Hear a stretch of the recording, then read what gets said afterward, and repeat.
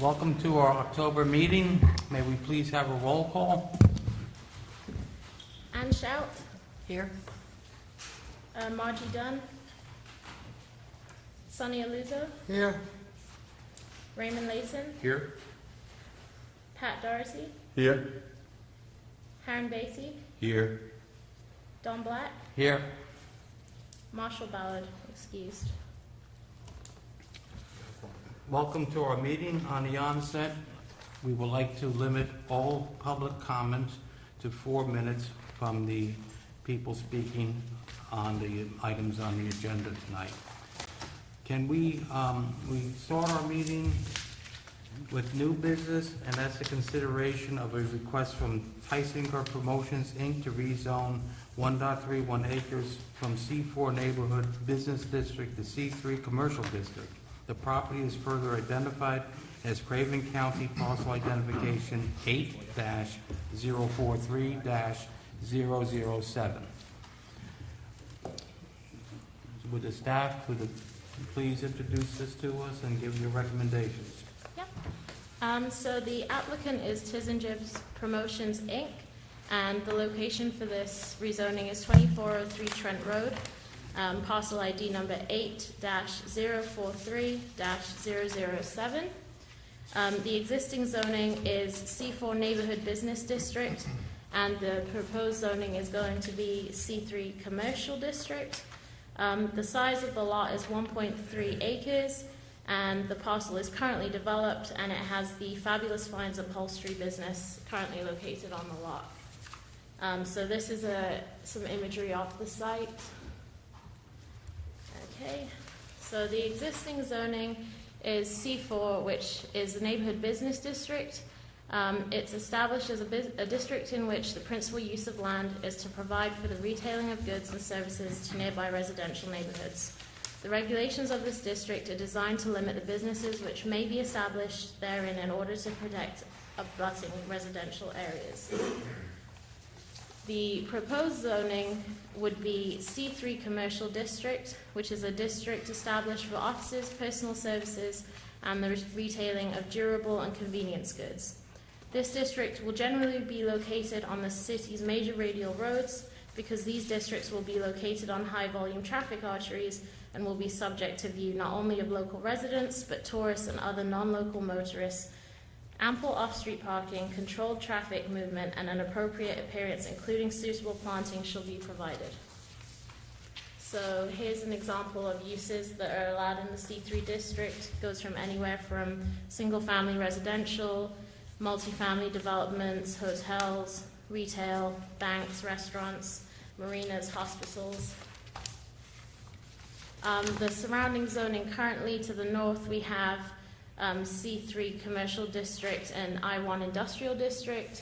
To the south, there's a C4 Neighborhood Business District and C3 Commercial District. And to the east, it's mixed R8, R10 residential districts and C4 Neighborhood Business District. To the west, there's C4 Neighborhood Business District. All the utilities in the area are able to receive City of New Bern utilities. And for the 2010 CAMA Regional Land Use Plan, the area is classified as developed. A mix of land uses are included in this designation. Generally, the area is characterized by urban and higher density uses that require urban, municipal, or public services. Incompatible uses within this land classification are industrial and agricultural land uses. With regards to traffic, the Trent Road is classified as a heavily traveled major thoroughfare. The Trent Road capacity is 11,000 trips per day. In 2015, the actual trips per day were measured out at 8,500, and the projected trips per day by 2040 is 9,300 trips per day, which is still under capacity. With regards to the environment, according to the Regional Land Use Plan, the subject property has high suitability for development. There are no known environmental hazards.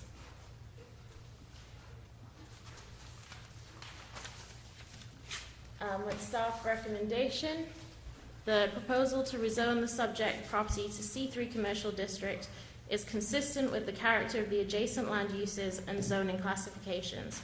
Staff has found the proposed rezoning to be in the public interest and is consistent with the CAMA land use plan and transportation plan. Staff recommends approval of the requested rezoning. Okay, thank you. Now, I just would like to point out that one of the graphics, there was a typographical error on the acreage. It's actually 1.31 and not the .17, for everybody's clarity. Okay, now I would like to turn over to the board for questions from the board for the department. Are there any questions from the board? No. Okay, having heard none, I would like to hear from the public on consideration of this proposal. Is there any public comment supporting this, or does the applicant have anything to add to this development? Not seeing any response. Is there anybody here that would like to speak against adopting this recommendation for approval? Having heard none, the chairman would like to hear a motion either in support of this recommendation from the planning board. I'd like to make a motion. Okay. Recommend. Go ahead. We recommend that the Board of Aldermen approve this rezoning request. Is there, oh, I'm sorry. That's fine. Yeah, as presented. Is there a second? Okay. Having heard a motion and seconded, all in favor say aye. Aye. All opposed? Having heard no opposition, the motion passes. Mr. Chair, a moment. Yeah. I received, before we move on to the next item, I did receive a request that we switch the next two items on the agenda, in that we would hear agenda item C before we would hear B. The request is simply because there are speakers here that are not able to make it here at this point in time to make their presentations on that item. So I am relaying that request to the board. The board can choose to move the items or not. So Okay. ask for a motion to do so, if you choose to move it. So you're looking for a motion to consider item C first? Correct. Okay. So moved. Okay. Second. Is it seconded? Second. Oh, so moved. Okay. Is there, okay, all those in favor of moving the item, say, vote please. Aye. Aye. All those opposed? Motion carries. Thank you. So we will move on to item number C, or number C, letters. You have staff review of that, please. Thank you. This is a request from our Board of Aldermen to amend our code on Board of Adjustments, regular members, quorums, and alternates. In summary, we are making an amendment, we're requesting to amend the code to create a Board of Adjustment with a membership of 7. Right now it's 10. Also have 2 alternate members, changing that from 3, and to change the quorum from 8 to 5. That's the summary of what it is. The underline is in all this here. This is what the code, it's 15-31 and 15-34, but those changes are summarized here. This is a request from our Board of Aldermen. We have had some issues recently fielding a quorum for our Board of Adjustments. Surveys of our sister cities and neighboring cities found that our numbers are extremely high, especially our quorum numbers, much higher than other much larger cities than ours. So we're just simply making this adjustment to be in line with other cities of our size and even greater in the state of North Carolina, and also allow us to field a quorum in our Board of Adjustments meeting. So staff is recommending approval of the amendment. Thank you. Now, it's my understanding that this is a recommendation that we're going to be proposing to the Board of Aldermen, and we as the Planning and Zoning Board, as we are responsible for the land use ordinance, and the language of the Board of Adjustment is within the land use ordinance. That is why we are being asked to make a recommendation. Correct.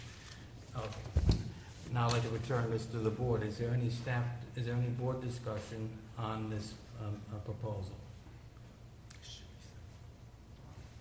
Having heard none, at this point, we would like to entertain a motion as, excuse me, is there any public comment about this motion, whether to adopt it or to reject, whether to adopt it? Is there any public comment as to this motion to reject the motion? Having heard none, I would like to return this to the board. Is there any further comment? At this point, I'd like to entertain a recommendation to approve this adoption to the Board of Aldermen to make changes in the roles as described in item C, which is the request of the Board of Aldermen to amend Part 3, Board of Adjustment, Article 3, Administration Amendments, Appendix A, number of regular members from 10 to 7, and the number of alternate members from 3 to 2, and to decrease the quorum requirement from 8 to 5 members. So moved. Second. So move second. Can we have a vote, please? All those favor say aye. Aye. All those opposed say nay. The motion carries. Thank you. This brings us to the consideration of the City of New Bern Board of Aldermen to amend Section 15-146, Table of Permissible Uses of the Code of Ordinances of the City of New Bern to remove the special permit designation for use category 1.520 bed and breakfast in R6, R8, and R10 zones. Is there any staff review for us, Jeff? Sure. Thank you, Mr. Chair and members of the board. Just an item of clarification. Didn't make it to the PowerPoint that's up on the board here, but this is to amend the use table to allow bed and breakfast only by special use permits in R6, R8, and R10 zoning districts, only in our locally designated historic districts, Riverside, and our downtown districts, and we'll go through that right here. That's our use table. I know it can't be seen. You all have it in your packet. But 1.520 is a use code in our land development regulations for bed and breakfasts. The blue there is basically states that by special use permit with a little star that you can request to have a bed and breakfast in R6, R8, and R10 zoning districts and our locally designated historic districts only. The request here tonight from our Board of Aldermen is to remove that designation to allow it in the historic district, which essentially would disallow bed and breakfasts in residential zones throughout the city. For a map here are our historic districts. To the north is our Riverside district. To the south is our downtown district. The coloring on the map is the R10, the R8, and the R6 zoning districts. In these areas currently, you can ask for a bed and breakfast use by special use permit through our Board of Adjustments. So these are the areas that would be affected if this change were to go through. And that's pretty much it for the presentation. Thank you. If you have any questions, I'll be happy to answer them. Well, at this point, it returns to the board here. Are there any questions that you may have? So, go ahead. Okay, just to clarify, we're talking about eliminating bed and breakfasts Yeah. in these areas. Yeah, and in those areas right there, where you see any color, that each one is zoned, that's the R6, the R8, and the R10 zoning districts, where currently you can request to have a bed and breakfast in residential zoning by special use permit. In the locally designated historic districts. You cannot ask for that anywhere else outside the city, only in those historic districts, inside those black lines, in those 3 zoning districts. So in essence, what we're saying, and I think you touched on this, is, or what the request is, to eliminate bed and breakfasts as an acceptable or an allowed use in all residential zoning districts. I mean, Correct. That's Yes. so it would be only allowable then, I think, by special use in C4, C6 it would be allowed by right, and it would also be allowed by right. The columns are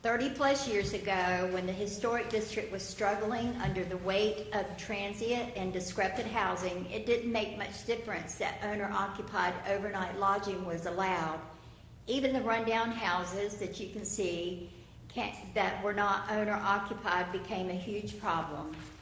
The house across the street from us, and I wish I had a laser pointer, but it's the house on the top left at 510 Metcalf Street, was not an owner-occupied house, and the whole house was rented to transients.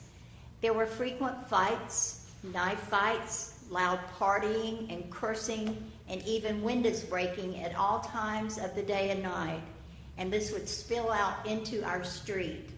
There were several small children living in the house at that time, and we had great concern for their safety. The police were called on numerous occasions, as was our alderman, who at the time was Julius Parham, who always responded and came over. The owner of the house would also be notified, but he never showed up. The house right beside my home, which is the house on the top right, at 509 Metcalf Street, was vacant and was owned by the Scotts, who lived at 511 Metcalf Street. This house was literally falling down and was used for storage by the Scotts. It was infested both inside and outside with vermin, which caused a horrible odor. The city at one point told the Scotts that the house would have to be demolished unless they put a new roof on it, which they did. My family, as well as other neighbors, named this the, quote, Pepto-Bismol house because that was the color of the house, the color of Pepto-Bismol. We continue to be plagued with the vermin, both inside and outside, and the odor, even after the roof was replaced.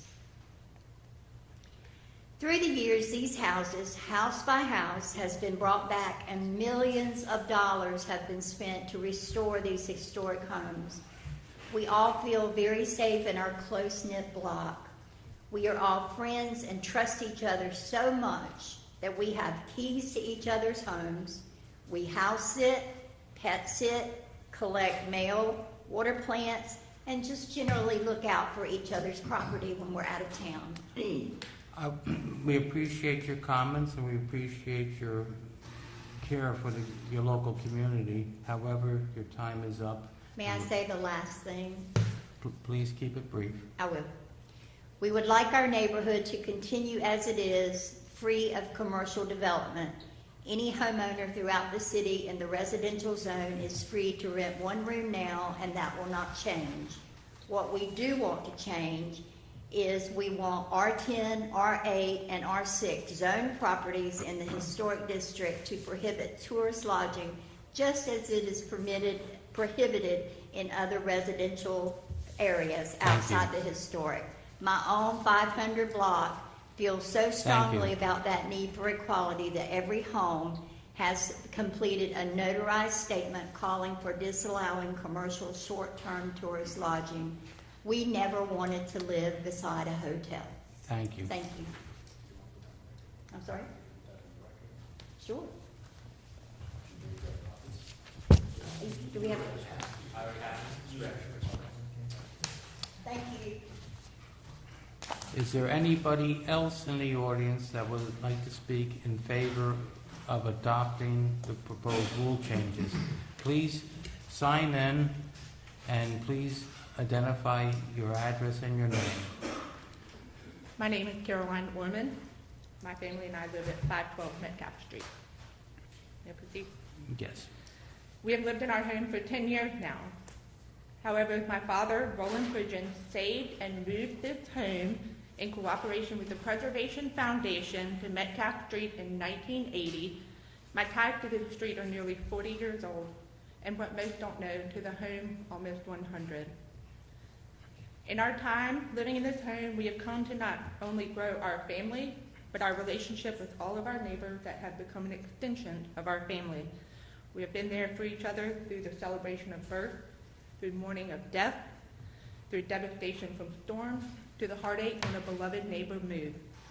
We have the keys to each other's homes and care for them as if they are our own.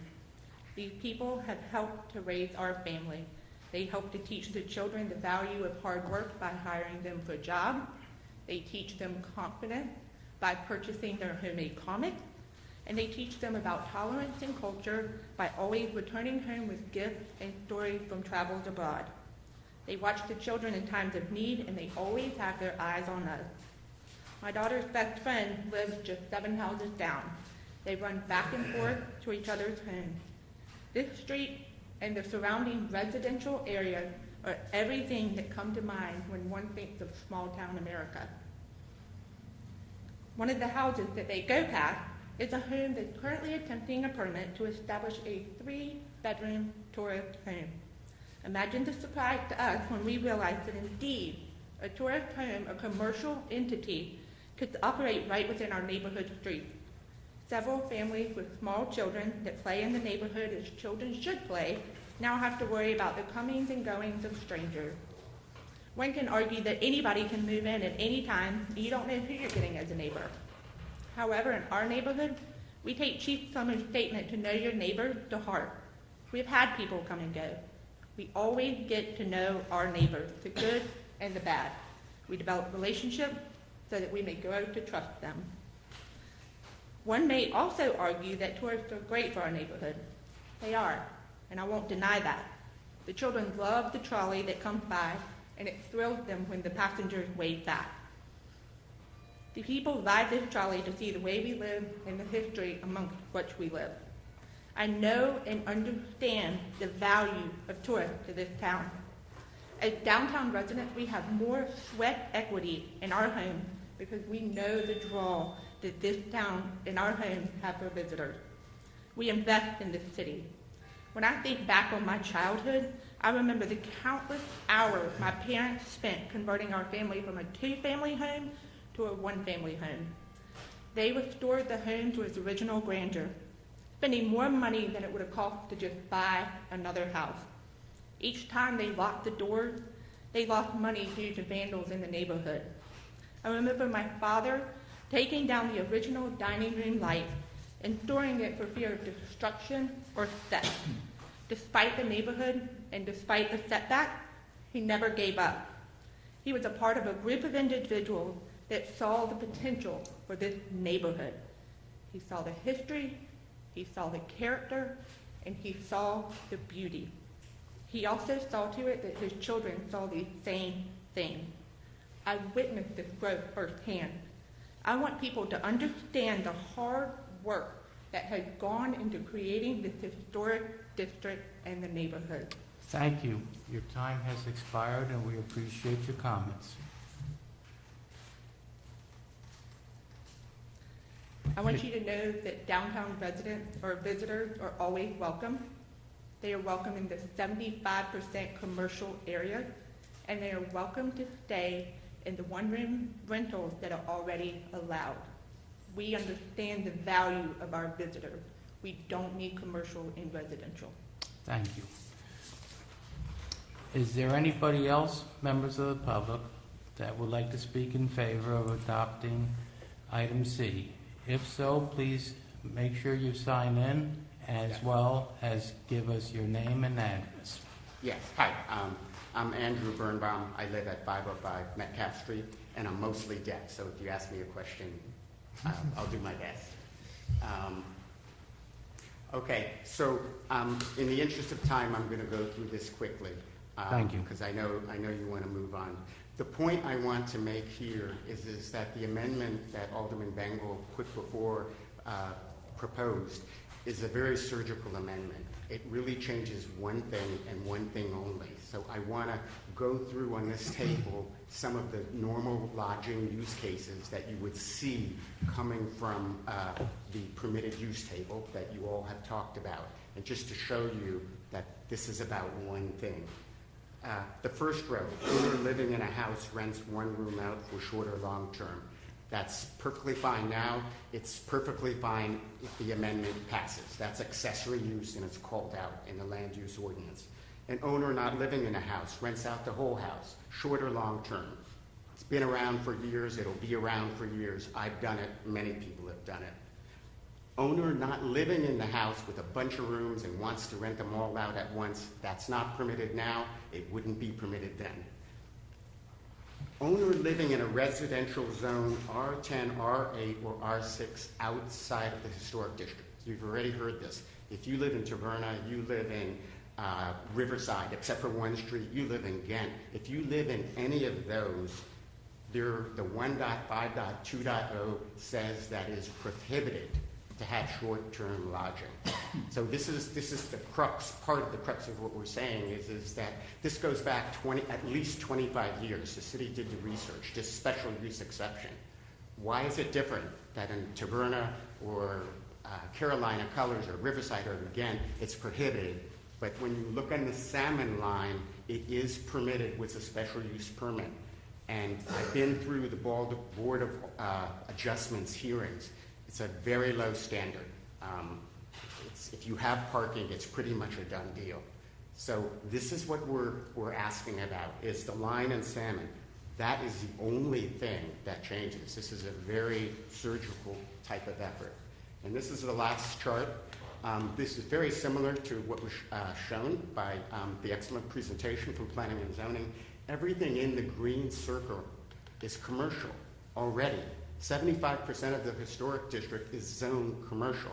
And as Mr. Layton pointed out, there are a few commercial zones that still require a special use permit, and then there are others that just get it. But these were created for a reason, and it was to have commercial activity. Thank you very much. I appreciate your time. Thank you. And thank you for your brevity.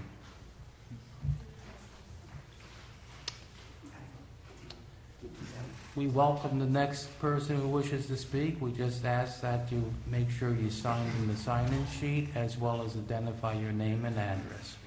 I have signed in. My name is Dave O'Connell. I live at 522 Johnson Street.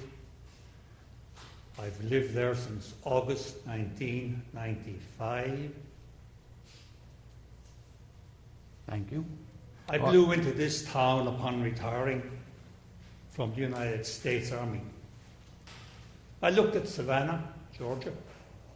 I looked at Charleston, South Carolina. New Bern was the place that struck me most. I have seen New Bern develop for the better over those 24 years. I've seen Metcalf Street improve, not just necessarily in the buildings, but in the people. And Metcalf Street is a unique street in this city. Especially in downtown. It's a street where I see kids play every day. I see the trolley come by, and I see people animated when they see kids on the street. All that I am saying is, I am not opposed to change. Each one of us changes some way every day. There have been changes on Metcalf Street for the better. There have been changes on Johnson Street for the better, not because of the fact that I own a home there, but of the people that moved in and that still live there and contribute very positively to what goes on downtown. I would prefer to see Metcalf Street and all its homes remain as family dwellings. You can talk about money. You cannot change the character and remain a good, viable downtown residential area. And for that reason, as a non-resident of Metcalfe Street, and I speak from the corner of Johnson and Metcalfe, it is a very close community. We have block parties, we have good times in each other's homes, and we know each other, and we look out for each other. And that should be what these kids feel safe to when they come home every day. I thank you for your time. Thank you. Is there anybody else that wishes to speak before the board? If so, please identify your name and address, as well as make sure you have signed in. Thank you. My name is Joseph Klotz. I live at 218 Pollock Street, and I have a bed and breakfast, but it's in C1. Okay, I'm here in support of this motion.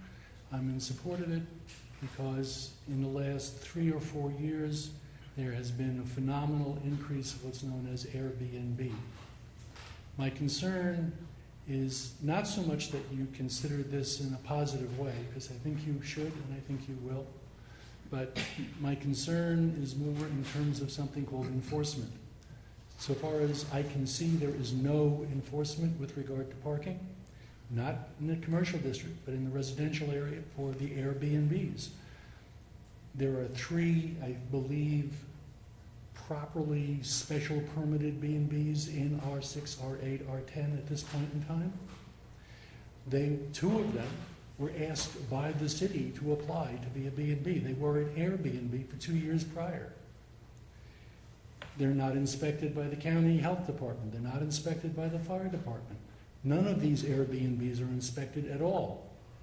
And to me, it's very nice to pass an ordinance that says you can do this or you can't do that, but if you don't enforce it, you don't have an ordinance. And at this point in time, even though the vast majority of properties in R6, R8, R10 are being used for families only, and that's wonderful and that's the way it should be. Those people who are leasing out rooms, whether it's 1 room or more, because if there's no enforcement, you don't know. And at this point in time, I would suggest you don't know. So, yes, I think you should approve this, okay? But I also think you should enforce this. Those 2 parts are important. Thank you. Thank you. Well, we welcome the next speaker to address the board. Please state your name and address, and make sure that you sign in. Thank My you. name is Duncan Harkin. I live at 519 Johnson Street. I've been living there for 24 years now. I want to add my support to the suggested change which Alderman Bengal has asked this board to comment upon. But in addition, I would like to read a note from Tracy Fritchie, a resident of 620 New Street. She says, regrettably, I had a previous commitment this evening, thus I have relayed my message. In 1988, my parents purchased the home in which I reside from the New Bern Preservation Society with care, attention to details, and obtaining every certificate of appropriateness, permits, and guidelines to rehabilitate the 18th century home. It was not easy, but they knew it would be worth it in the end. I, Tracy, have been committed to carry on their legacy, to preserve and maintain their home. When it was purchased in 1988, the neighborhood was not at all as it is today. Unmaintained dwellings, rental properties, not a true neighborhood. Changing zoning to a commercial from residential will disrupt what my family and I have worked hard to preserve and maintain. Let us not go back in time but work to keep our downtown residential districts safe and preserved. Thank you. From Tracy Fritchie, 620 New Street. I have personally signed it. Jeff, would you permit him to enter that written comment into the record? If you would like to hand it to me, if not, he read it. It's in the record. Okay, thank you. We are ready to hear the next speaker. To address the board in favor of adopting the motion, please state your name and address and make sure you signed in. My name is James M. Howell. I live at 517 New Street, which is at the corner of New and Metcalf. I'd like to take a broader view in the discussion thus far. I'm obviously in favor of the adoption of this protocol. For my career, I spent 34 years in Boston, largely as a chief economist for a relatively large commercial bank. We had 22,000 employees in 38 countries. I spent an awful lot of time studying economic impacts, both positive and negative. I think one of the things I learned in Boston, living right downtown on Beacon Street, I might say right next to Cheers, if you know where that is, and that's sort of we lived there, contiguous to Cheers, in an environment where historic preservation could be fully satisfied, and yet commercial development could also occur. And I think that's an important lesson here that we need to learn. When my wife and I moved here 15 years ago, I must say also that this is a bit hard for an old man to be able to see his notes with no light here, but we'll carry on. When we moved here 15 years ago, we bought the Hawks House. Our strong expectation was that because of its historic importance and significance to the neighborhood, that we would refurnish it and rebuild it, and we did. We had hoped that we would find the same sort of commitment to historic preservation that we saw in Boston, and the ability to blend successfully commercial development with historic preservation. Our initial concerns were completely fulfilled. We soon met people like Buzz Mead and Newsom Williams, who worked very closely with the community to ensure that preservation was always tantamount to the number one issue. I think that you should focus on the fact that if this issue is not passed, two events will occur. One, there will be a continuation of what I would call, and now I'm speaking as an economist, of what I perceive over the last 15 years as a gradual but continued deterioration in the historic district's commitment and the city's commitment to historic preservation. I'd say that again. I think there's been a gradual but constant deterioration in the city's commitment to protect historic preservation in the historic district. This is just another step along the way. The next thing that I think will happen is that this will introduce send a clear message of an open and much more open environment of where anti-competitive forces can be introduced into the historic district against an environment of where we already have adequate housing and rental and lodging facilities. So, in conclusion, my experience as a chief economist of a large bank, now a happy resident of New Bern, I think there's much to be said about saving and working in the historic district to make absolutely certain that the integrity of the district is maintained over time. If not, I think we have to conclude that this would be the beginning of another step along the way of a very sad day. Thank you. Thank you for your comments. We are ready to entertain comments in favor of adopting the resolution before the board presently. Anybody wishing to make a comment, please come to the podium stating your name and name and address and make sure you signed in.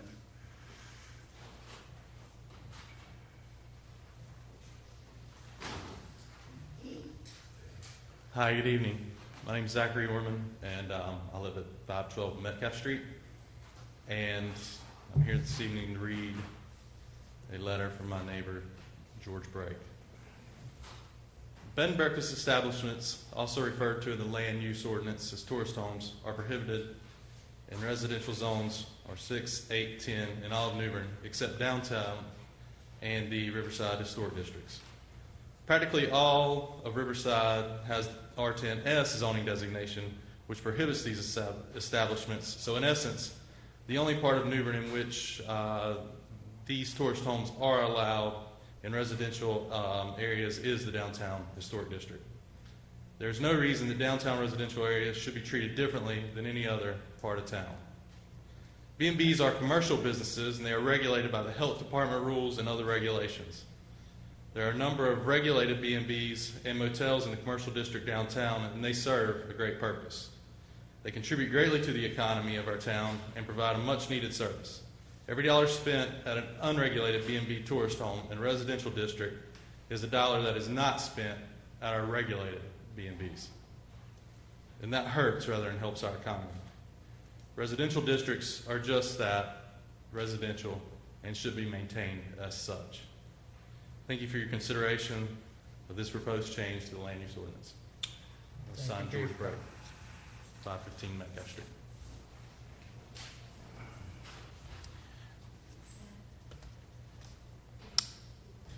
Is there anybody else from the public who would like to address this board? Please state your name and address and make sure you signed in. Dave O'Connell, 522 Johnson Street. I am here to read a letter from somebody who is out of country at the moment. The letter is dated September 30th, to whom it may concern. I will be out of country on October 1st and would like to have this letter read and put into the record of the Planning and Zoning Board meeting on this date. I am writing regard the special exception allowed within residential zone streets in the downtown and Riverside historic districts.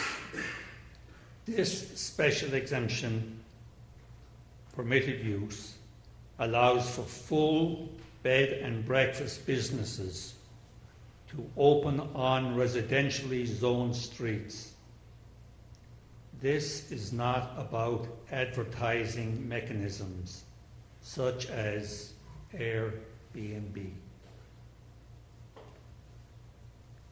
With less than 25% of downtown zoned residential, I, for one, am opposed to keeping the special exemption permitted use and believe that any type of business should not be allowed on residential streets.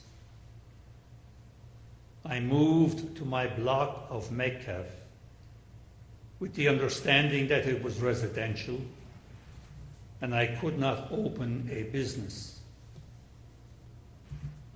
I feel strongly that the permitted zoning use should be removed. I support the removal of this permitted use from the residential zones within the downtown and Riverside historic districts. The character and nature of these New Bern residential neighbourhoods will be compromised. I hope you will choose to keep our residential streets for families, children, working people and seniors, not for businesses. Thank you for your consideration. Lorelei Chantowski, 511 Metcalf Street, New Bern. Thank you for your comments. Is there anybody else who would like to speak in favor of adopting the motion? Please do so by going to the podium, stating your name and address, and make sure you have signed in the sign-in sheet. My name is Betty Clark. I live at 505 East Front Street. Lived there for 29 years. I'm reading a letter for a friend who is out of town, and in our absence, we are writing to express our support for the proposed change to the land use ordinance. We moved to New Bern in the fall of 2003 as avid boaters and immediately fell in love with the character of the New Bern Historic District. We often walked through the historic district looking at houses that were available and kept returning to the downtown area of the north side of Broad Street that we understood was residential and not commercially driven. We finally discovered and narrowed our search down to Metcalf Street. We found wonderfully maintained historic homes and family-oriented neighborhood that was well known for good neighbors and a safe place to live, and of course for the Metcalf Street block party, which everyone was invited to, even if you didn't live on Metcalf. In 2013, we purchased a 1914 Craftsman period house in need of significant major TLC due to years of neglect. The home is part of the New Bern Historic Walking Tour as an example of the American four-square style of architecture, and it is also frequently mentioned during the trolley tour. The initial renovation in 2013-14 was largely completed by us individually with our own sweat equity and under the HPC guidelines. The support of the North Carolina State Historic Preservation Office and the financial assistance in the form of tax breaks utilizing the state rehabilitation tax credit allowed us to utilize local contractors to complete much of the work which was beyond our capabilities. With the guidance of the NCHP inspection, the renovations were historically accurate, and the character restrictions that were mandated and often at increasing financial cost. Following those guidelines was significantly important to not only our home and our block, but to the historic district of New Bern. We never imagined that Metcalf Street would become a street offering multiple short-term tourist home rentals, and we are dismayed that all the work we put into our home will be valued by the addition of tourist homes. Please allow us to maintain the character and integrity of our residential neighborhood. Thank you, John and Beth Ann Jacobson, 508 Metcalf Street. Thank you. Okay. We are ready to hear the next proponent in support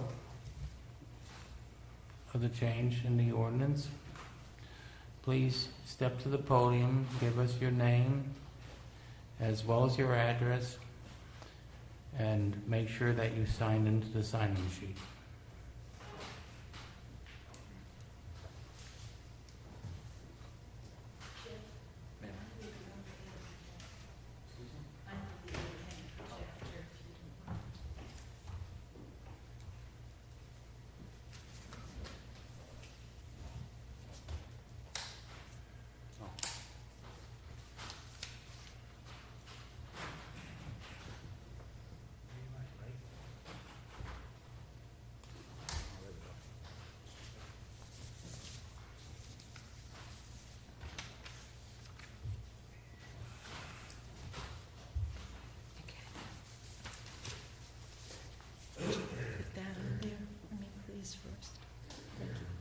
My name is Nancy Hollows, and I'm a business owner downtown at 624 to 628 Hancock Street.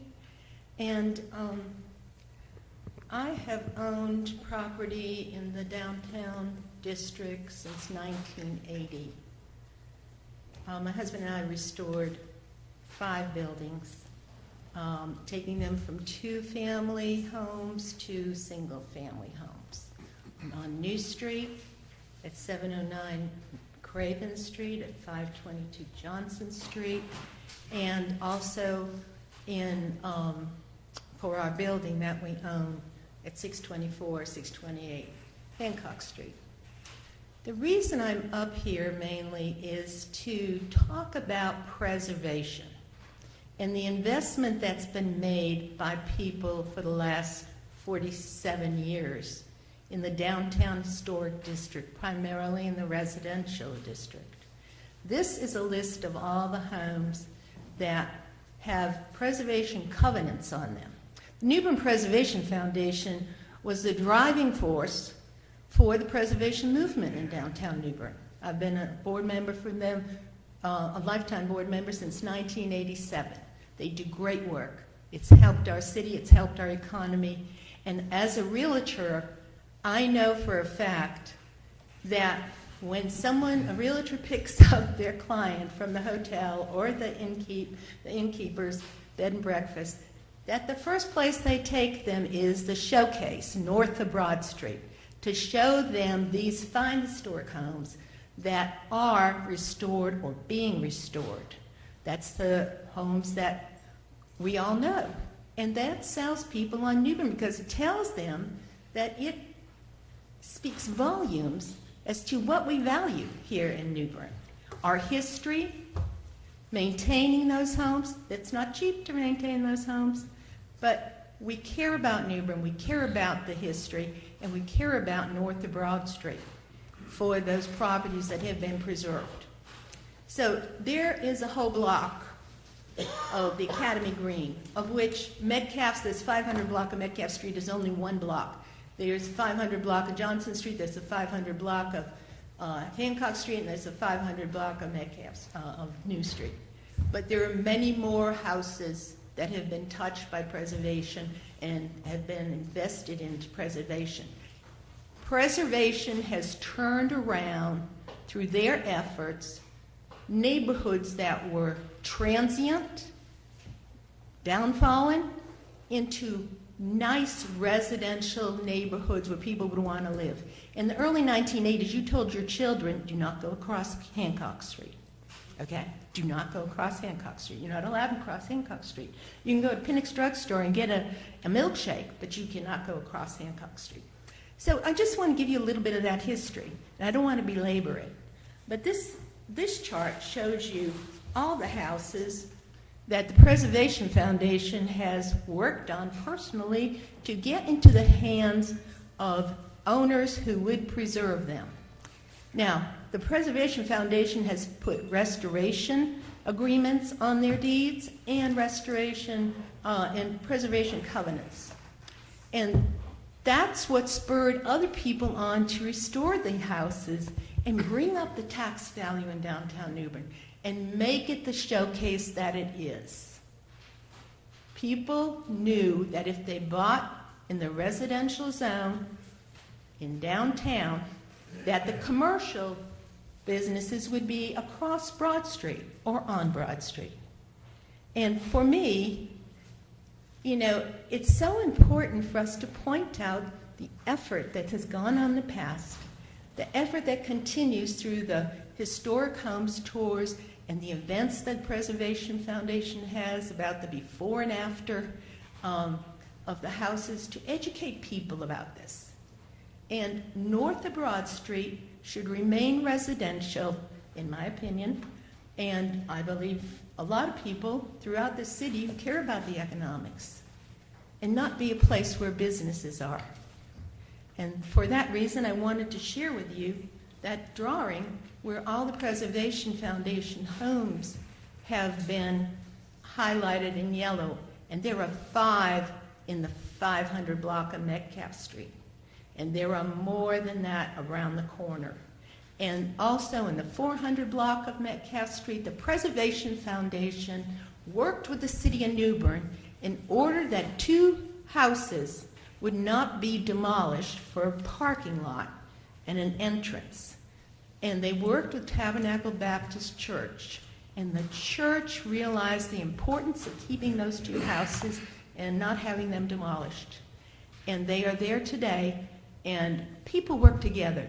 This is not about he said, she said, or his side or my side. It's about our community. And we need to think about the investment that's been made in our community over the last 46 years. And I thank you. I just want to read one thing. And it says here in the land use ordinance what a bed and breakfast is, parentheses, tourist home. A use that takes place within a building that before the effective date of this ordinance was designed and used as a single-family residence, detached dwelling that consists of a single dwelling and together with the rental of 1 or more dwelling rooms on a daily or weekly basis to not more than 5 tourists or vacationers or similar transients where the provision of meals may or may not be included, and where the bed and breakfast operation is conducted primarily by the person who resides within the dwelling, with the assistance of not more than the equivalent of one full-time person. So when you use the word B&B, you're not necessarily talking about these innkeepers over here on Pollock Street. They are bed and breakfast businesses that are commercially, in commercial locations that help make us thrive and are a destination for a lot of people. So I'd like that pointed out because it's different from a boarding house. Don't think that this could be a boarding house. And that's all I'm going to say, and I think Mr. Ruggieri and his group have done a great job. Thank you. Thank you. Is there anybody else, member of the public, that would like to address the board to speak in favor of adopting this resolution? If so, please step to the podium, identify yourself by name and address, and make sure that you've signed in.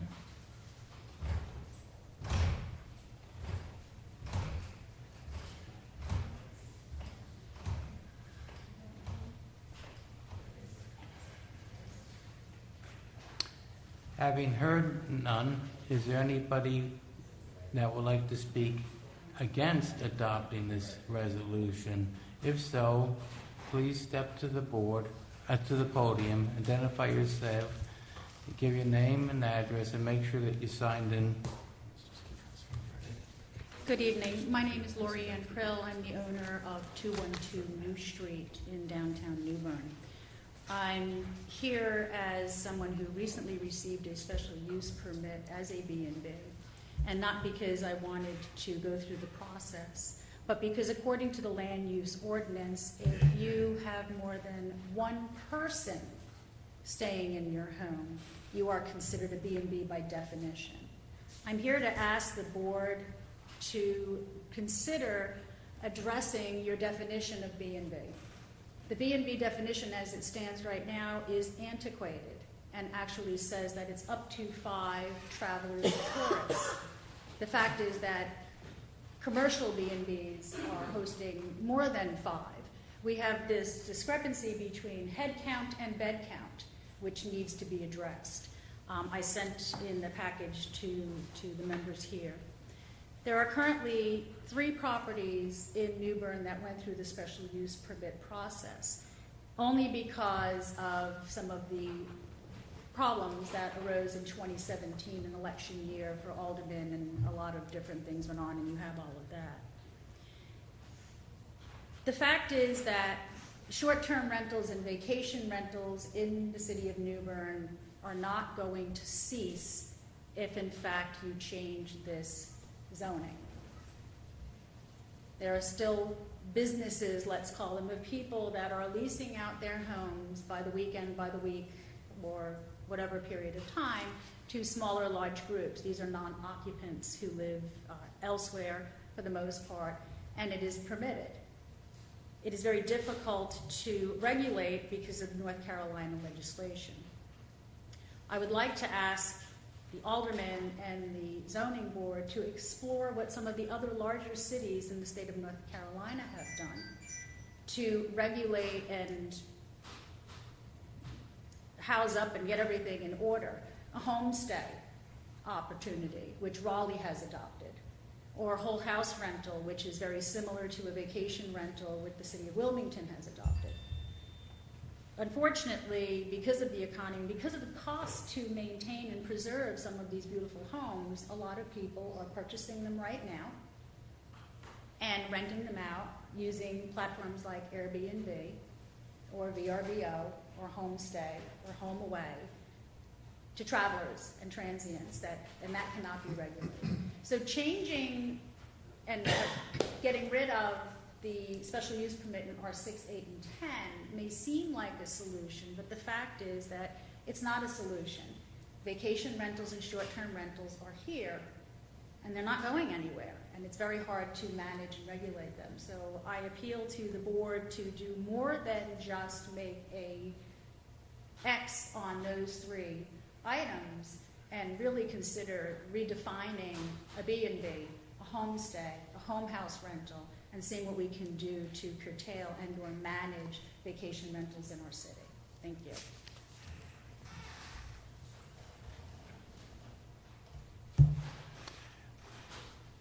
Is there anybody else that would like to speak against adopting the resolution? If so, please step to the podium and state your name and address and make sure that you have signed in.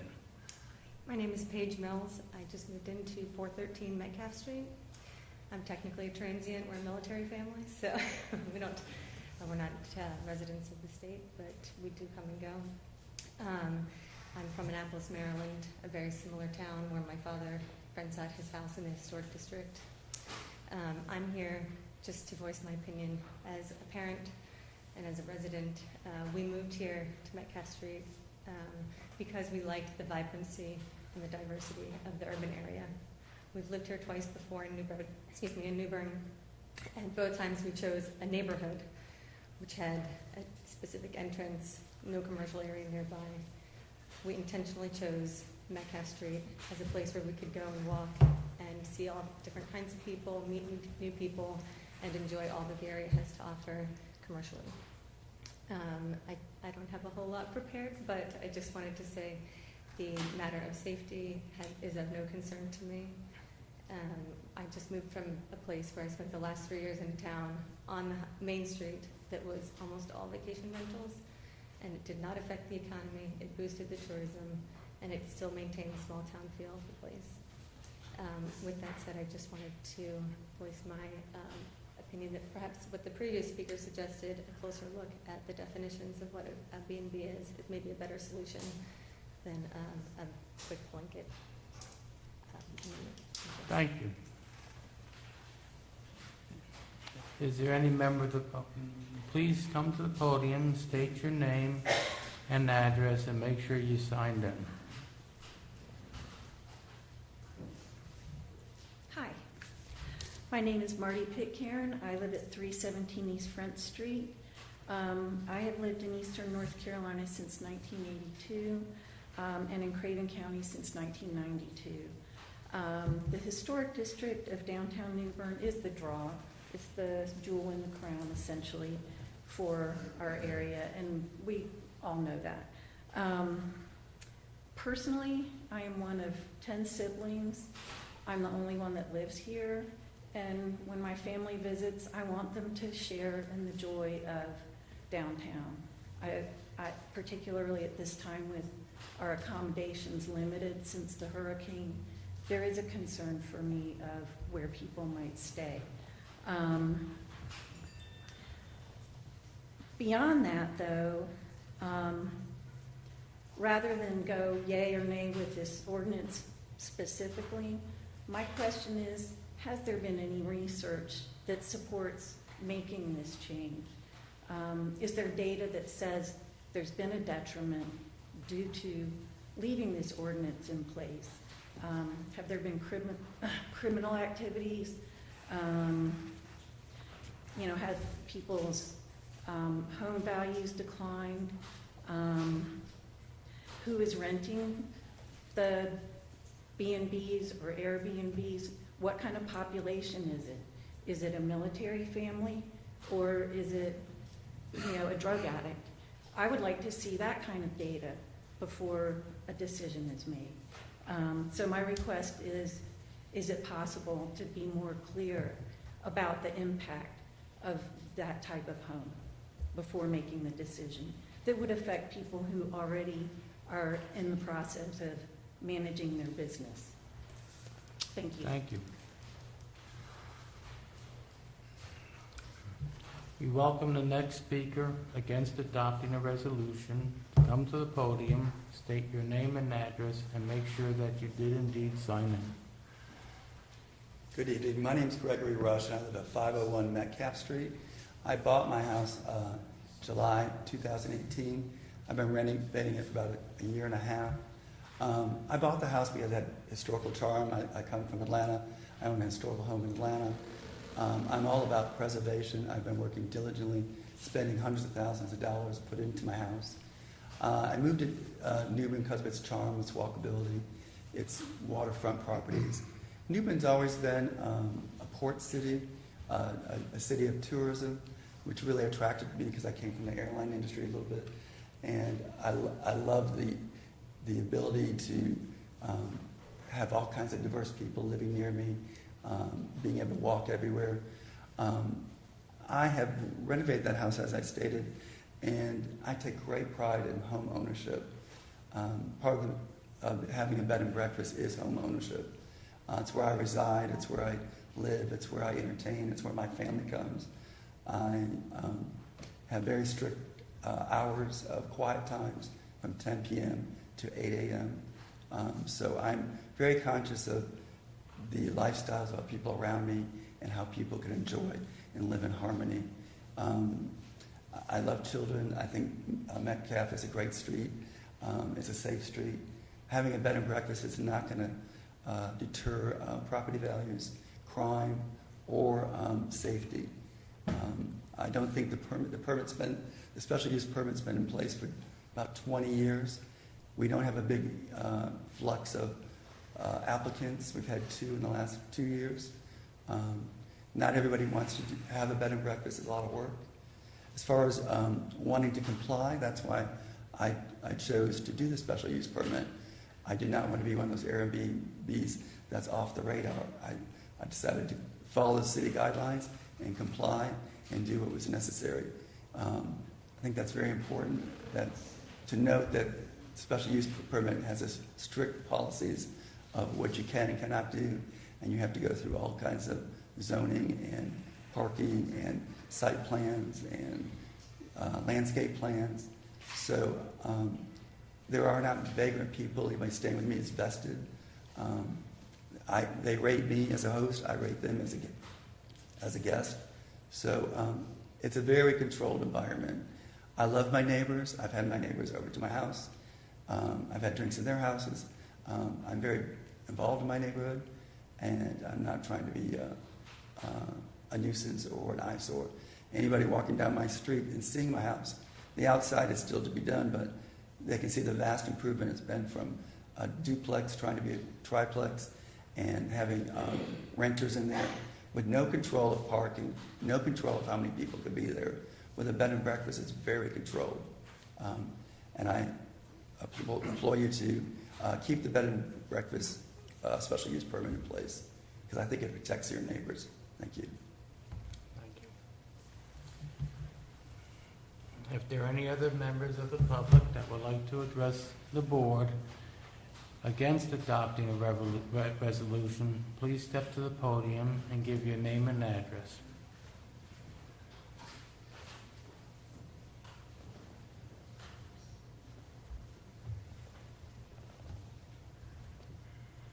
I am Mark Atkinson.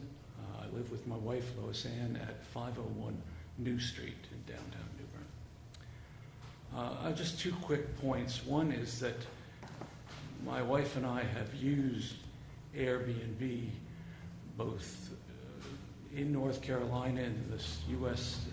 As a nation and internationally.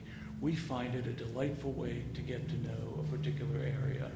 And I don't think that there's any reason to be particularly fearful of the people who will come as a result of that. Certainly we have been blessed because of our participation in Airbnb since we discovered it. The second point relates to that. Our home, 501 New Street, is across from the New Bern Academy. And it's possible if you've been on that street, you may have seen me or other members of our family on the front porch. We're out there a lot. And so over the 2 years that we have lived here, we've been pleasantly surprised at the number of guests we've seen who are staying at Airbnbs in the area, who we've had conversation with just from them walking by. And that has been a very positive thing in our minds, or at least in my mind. I can say also, related to that since the hurricane, since Florence, we have not had anywhere near the number of people coming by. And so I would hope that we would not do anything that would dampen the continuing recovery of downtown New Bern in this regard. Thank you very much. Thank you. If there are any other members that wish to speak against adopting the proposal, please step to the podium, give your name and address, and make sure that you sign in. Good evening. My name is Rick Prill. I live at 212 New Street. I wanted to just remind everyone tonight why the matter, is before you for your consideration. Mr. Ruggieri, in his opening remarks, outlined, the issue that was brought to you, or asked, that it be brought to you by the Board of Aldermen. What Mr. Ruggieri did not offer was any justification or background, as to why this matter was being referred to you. It's simply here because one member of the Board of Aldermen, on behalf of residents on Metcalf Street, and I believe most, if not all of those residents, are here this evening, and you've heard from them. But when the matter was being discussed by the Board of Aldermen, it was one member of the board who was representing a small group of residents and was pushing very hard that this question or this matter be referred to you for your consideration and for a recommendation from you to come back to the Board of Aldermen for them to ultimately act on. The reason that there wasn't really any justification, either pro or con, that was offered to you this evening was because the Board of Aldermen is looking for some guidance from you. The concern I have is that unless each of you fully understand what this issue is about, whether it's B&B or properties that use platforms such as Airbnb or HomeAway or the other platforms that are out there, I would hope that before you make a decision that you educate yourself on all the issues that come into play regarding this overarching issue. So I'm asking you to not necessarily render any decision this evening if you have not educated yourselves on all the issues. Because the Board of Aldermen, again, they are looking for guidance from you. And a recommendation that is made simply based on comments that you're hearing tonight, I think is not doing justice to the issue at hand. As previously noted by my wife, we are now on paper an official B&B. However, we don't operate as a B&B. We use the Airbnb platform. We don't operate as a B&B because, quite honestly, our house doesn't fit the traditional model of what a B&B is. We invite people into our home to share space in our home with us. We live there full time. We live our lives there. And we open the home up to people who are looking for a different experience than they get staying in a hotel.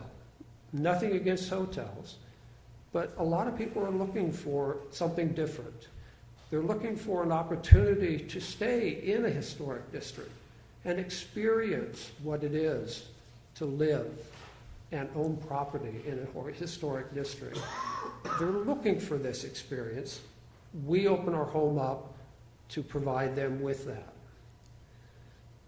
For many years, any number of people in New Bern have worked very hard to make New Bern a tourist destination. And congratulations, to the success of these individuals and all the efforts that they have put forth. What we are discussing this evening is simply one of the results of this long-standing effort. If New Bern is to continue as a tourist destination, there need to be temporary housing for these visitors. As noted previously, the current land use ordinance has language that is antiquated and does not fully address the issue that we are discussing. What is needed is for the Planning Board and Board of Aldermen to take a more comprehensive review of this issue and develop changes to the land use ordinance that address all of the components that come along with Airbnbs, with B&Bs, with other platforms such as HomeAway. We have language that doesn't fit today's standards, if you will, or society. Rather than just make wholesale changes to eliminate provisions in the land use ordinance that have been in effect for many years without problems, and it's not a problem today. But what is needed is that language that exists today to be brought up to kind of more modern standards. Thank you. Thank you.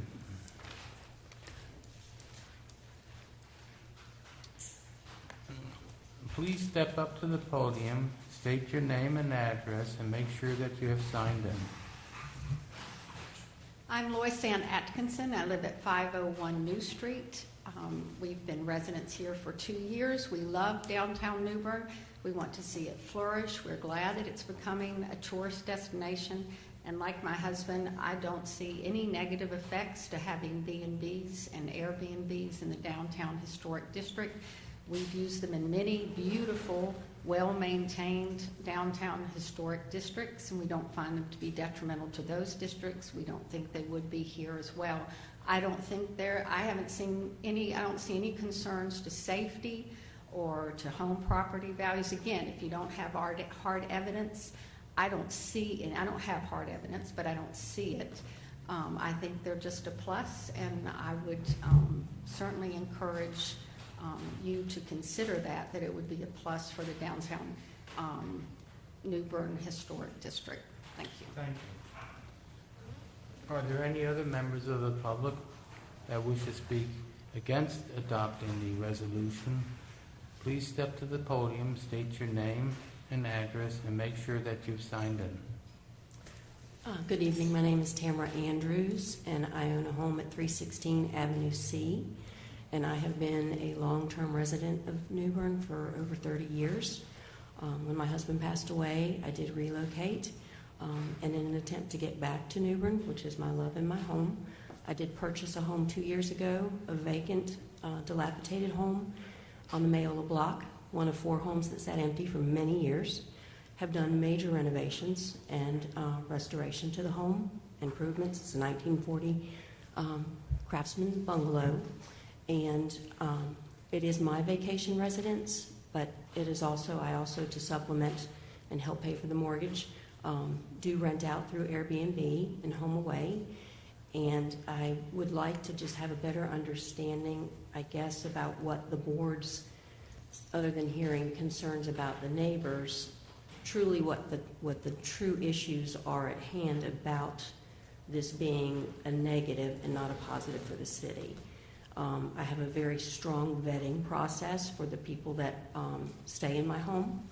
It is a single-family home. It is primarily retirees coming to New Bern looking to purchase. I have had more than 6 of my residents just this year purchase homes in the area because they've had the opportunity to stay and live and experience what it is like to live in New Bern. My home, as I said, has had a lot of renovations and restorations done to it and improvements to the area. And I think that my neighbors would be happy to tell you that my home being redone and the process in which it's being used is 100 times better than the vacancy and the 2 vacant homes that continue to be next door to mine, as well as the vacant Mayola properties. You talk about one of the former speakers had talked about problems with vermin. I do have terrible problems with rats because of the 2 empty homes and the empty Mayola property.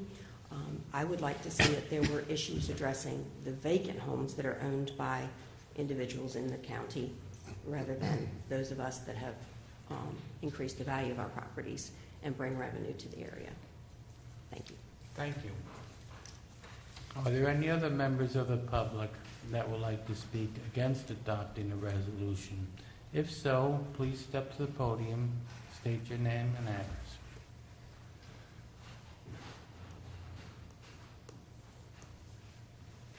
Having seen none, I would like to return the discussion to the board. But first, the chairman would like to address the members of the public on both sides, pro and against, for their passion for our city that we all love. The work that you people are doing is ever improving our city, and I appreciate that myself, being a member of Craven County, looking at it. And I do thank you. Any discussion from the members of the board? My understanding is if we adopt a resolution, it's a wholesale adoption whereupon people on different streets, not just Metcalf, will be barred on doing a bed and breakfast. Is that essentially correct, Mr. Ruggieri? I'll pull up the map. I made a map of the areas that would be affected, so let me just get it. Don, will you present that question back to? I need a better. Okay. If we adopt the resolution, all properties in the overlay that Jeff has shown us will be prevented from doing a bed and breakfast. So it's not just Metcalf, it's all the areas. It's all of the historic district areas. Yes, there is the map there. So it's the colored areas essentially? The colored areas within the boundaries. Correct. Inside the black boundary, those areas are also in R6, R8, and R10. So those are the areas that will be affected. You see, it's not just Metcalf. You get up on Craven and East Front, Middle Hancock, and inside New Street, that area over there. Now further, Jeff, for those people who wish to do a bed and breakfast, the current process is they have to go to the Board of Adjustment with an application for approval. And in doing so, they also have to maintain all guidelines for the historic district as well. Is that essentially correct? Correct. The process would be to go through the site plan review first, which is an in-depth review from our professionals in the city who are all involved in development, utilities, public works, DOT representatives, obviously planning, anyone else, water, utilities, all those folk, they all review the project, make comments. Applicants then have their opportunity to make any changes that they need to do. It's a relatively quick process, but it is also involved. From that point on, once they have addressed every issue and meeting every code section of our ordinance, they would then move forward and make application to the Board of Adjustment for their request for a special use permit to have a bed and breakfast. That would be the process. And if they're making any major alterations to the property, don't they have to go before the historic district? Yes, they would, yes, or any kind of external modification to the property. Exterior, yes, sir. Would go through, well, depending on what it is, we have major reviews that go to a full board. We also have minor things that our HPC administrator can approve without, essentially administratively. Is there an order of that? Do they have to go to the historic board first, or do they go to the Board of Adjustment first? It really depends on the nature of the development. If there is some kind of exterior alternation that requires HPC approval, then we would then require that they get HPC approval first before heading into the Board of Adjustment process. If they're not required, if they don't have any external HPC related things that need to be reviewed, then we would essentially put them through the Board of Adjustments first. Okay, so the point that we're both making then is that for any property to be approved to be a bed and breakfast, there is an involved process for review specifically for that parcel that is making that application. Yeah, the parcel would have to be in compliance with every rule and regulation of the city to move forward. Yes, sir. And then for that particular parcel at the Board of Adjustment, the public has the opportunity to speak for or against that a parcel, is that true? That is correct. It's Board of Adjustments is a quasi-judicial process where it's an evidentiary hearing essentially, so both sides can submit evidence either for or against the project, and the Board of Adjustment ultimately makes the decision on whether to approve the project or not. Now, the chairman of this board understands that the proposed property has created a bit of a kerfuffle in the town, whereupon we are basically asked to make a wholesale type of review of an existing rule in the ordinance, whereupon there is a process already in place for the approval of such a bed and breakfast. This would basically, by changing the land use ordinance to preclude bed and breakfast, would render the Board of Adjustments out of this issue entirely for these districts. Correct. You would not be able to ask. So it wouldn't be, it would be removed from the table of permissible uses as a special use, permitted use, and it would then, by that action, be disallowed in the district. And people buying houses presently, they don't have a guarantee that such a bed and breakfast will be approved, but it would restrict their liberty for requesting such a thing. Yeah, they would not be able to request, yes, sir. Okay, so that clarifies it. I was a little confused. So in these districts, these zones, you can't have a bed and breakfast. This is what would happen? Yeah. That's I think it's important to understand what the table of permissible uses says. And so currently, let's just not talk about historic districts. Right. Currently, within the City of New Bern, none of the residential use districts allow bed and breakfasts as they are defined within the ordinance. So the 3 districts that allow that by special use permit only do so where those zonings fall within the historic district. That's the black boundaries that Jeff has put up there for us. So it's a pretty narrow application of this particular use that is defined. So I mean, we're talking about really small areas of the city where this is even allowable by special use permit. I mean, I think it's important for us to understand that because if you're outside of that black box, it's just not allowed. Yeah, and so, and I realize that inside the black box, that's the historic district, and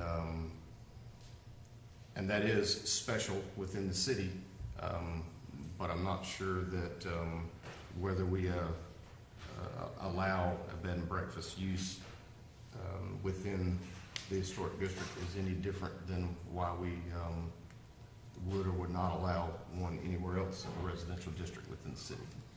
My problem is this. I want to add, go ahead. Is this. I would like to know why the Alderman wants this passed. I would like to hear it from her. I don't understand why she's picked this area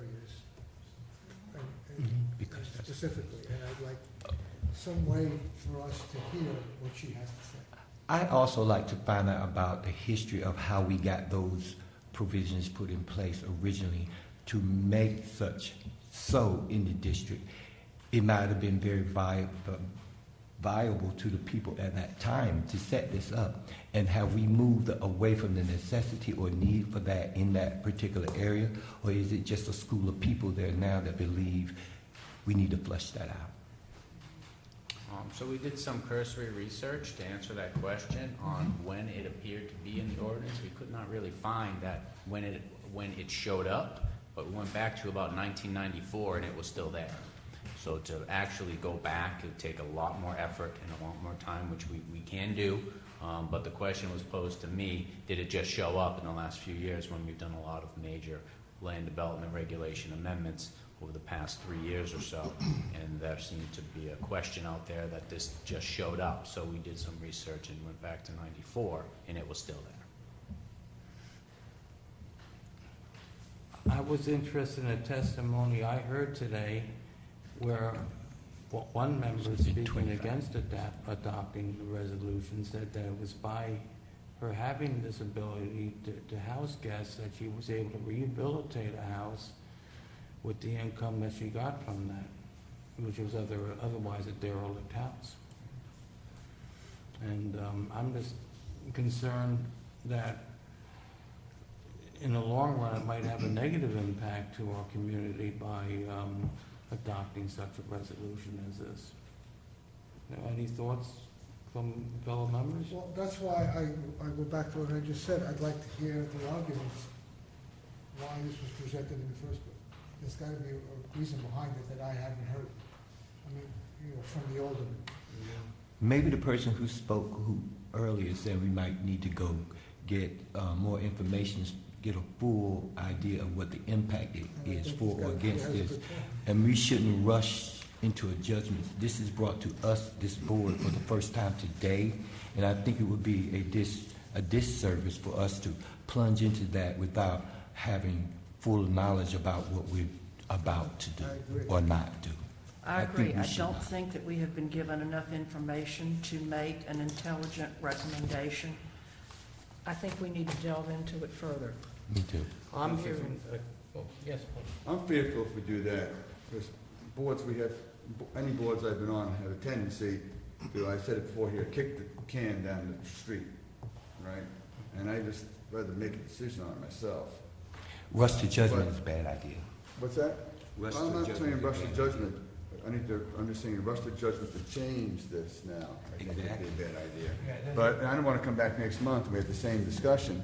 And then But next I'd people rather have to do it come back with knowledge next month than to rush into there and then be bit in the butt 2 months later because we get under drag because we haven't done sufficient work.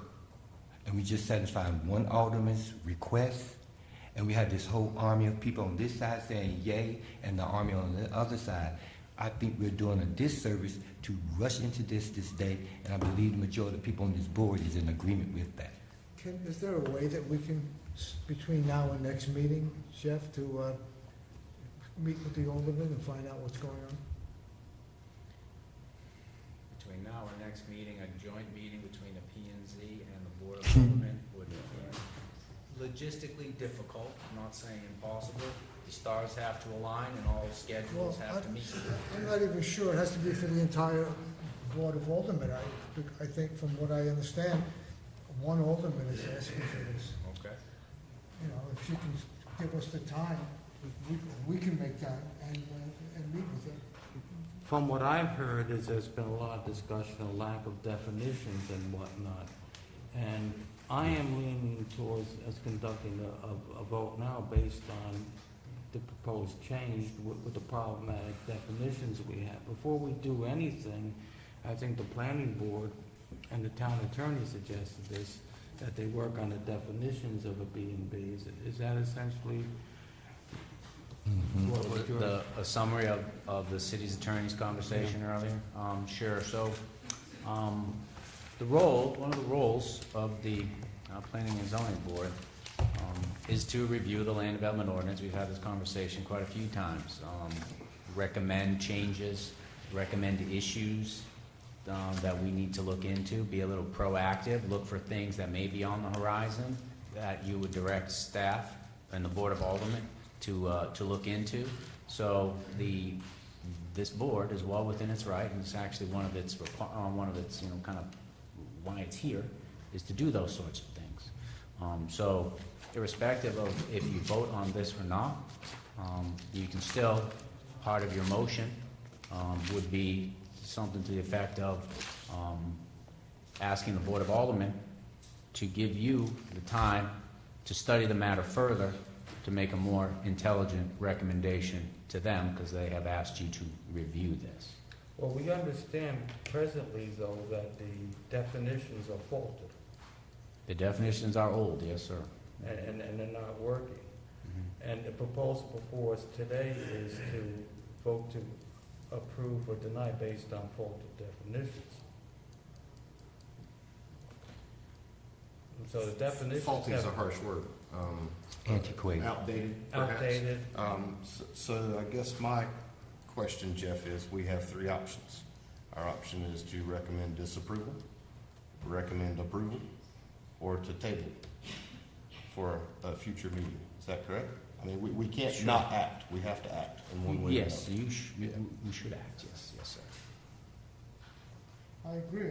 I would prefer to table it, but I don't want to just table it and show up again next week and next Right. month and not know what we're talking about. I would like, within our proposal, to be able to sit down with whoever proposed this in the first place and explain to me, if nobody else, why this is here in the first place. I didn't mean to cut you off. Sonny, you finished? I may speak? Can staff actually, if we tabled it, which I hate to table things, but if we, here's what I said. There's a process in place already. I know it doesn't appeal to everyone. I came from a small town, which was actually founded in the 1600s in Long Island. Long Island isn't, many people might be from New York. Long Island isn't just a sprawling city. It's a little town on the water, the South Shore. We had houses that equally as old, if not older, than we have here. And we went through the same situation there.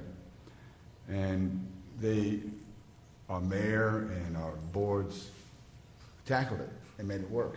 And it thrived, the city, the town, village. So we have a process in place now. I'm not in favor myself, and I probably shouldn't say I'm not in favor, but I'm not in favor of just saying scrapping this and terminating it. I'd rather have staff or us look into it, but not just put it off and nothing happens. And a month later, these fine people are back, or 2 months later, nothing's happened. The gentleman out there, Mr. Rush, I believe, who now has a meeting, I believe, on the end of October with one of the other board for his, and tell me if I'm wrong, Mr. Rush, you're meeting with may I ask, Chairman, may I ask something to someone in the? Yeah. You're with the Board of, not Aldermen, you're with the Board of Adjustments, correct? So he has the most to lose here, and I'd like to see him have a fair shot and have his day in court, so to speak. And I'd like to see us not table this. That's my opinion.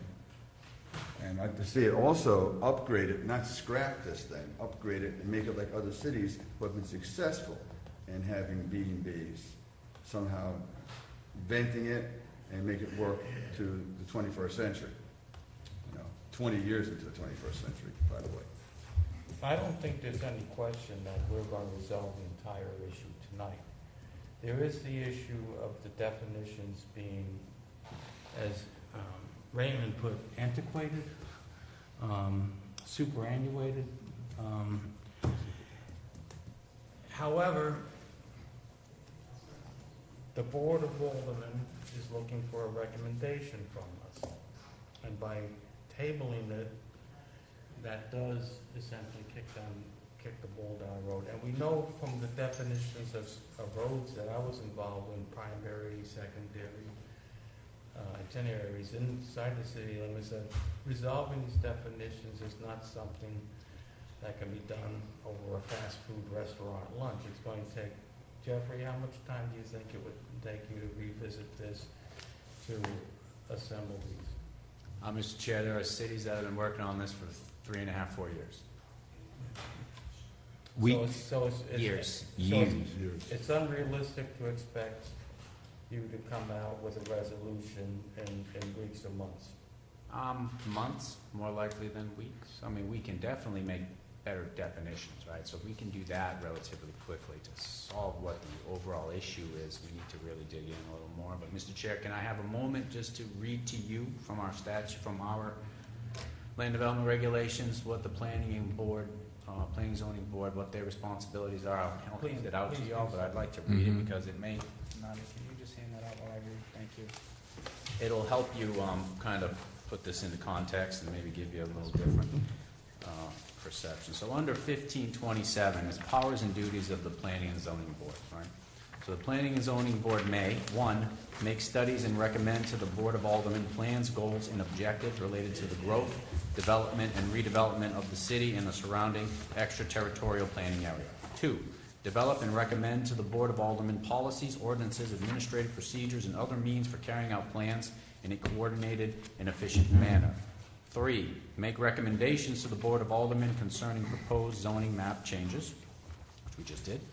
4, make recommendations to the Board of Adjustment concerning proposed special use permits upon request from the Board of Adjustment. 5, perform any other duties assigned to them by the Board of Aldermen. And to get maybe closer to what we're grappling with here, under 15.398, Planning and Zoning Board consideration of proposed amendments. The Planning and Zoning Board shall endeavor to review the proposed amendment in a timely fashion, that any recommendations it may have can be presented to the Board of Aldermen at a public hearing on the amendment. However, if the Planning and Zoning Board is not prepared to make recommendations at the public hearing, it may request the Board of Aldermen to delay final action on the amendment until such time as Planning and Zoning Board can present its recommendations. So that's your powers and duties as the Planning and Zoning Board, as outlined in state statute, which is just echoed here in our local land use ordinance. Now, if this board perceives that the proposed change is flawed and has been thought out entirely, it's entirely possible for the Board of Aldermen to refer this again with other recommendations as well. We'll move on. So if we find that this is not a more perfect solution by rejecting the proposal right now, the Board of Aldermen is certainly welcome to refer it back to us, regardless how we vote. Sure, and if that is your intent, then that should be part of your motion. That whatever your recommendation may be, if you want to tackle the issue, that would be your request to the Board of Aldermen. More time to actually dig into this issue. And we can formulate the language of the motion. Well, Raymond's smarter than me. He can figure it out. Raymond, what do you think of that? Well, I don't disagree that we as a Planning and Zoning Board, along with staff, should revisit the definitions for a bed and breakfast. But what I also question is, what more information are we going to have next month that we don't have now? A lot. And this is a problem that is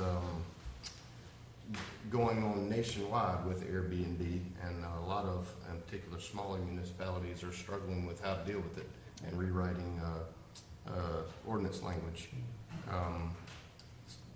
What I find to be special in this case and with our city is that the 3 residential zones that allow this as a special use only allow it as a special use in the historic district and nowhere else.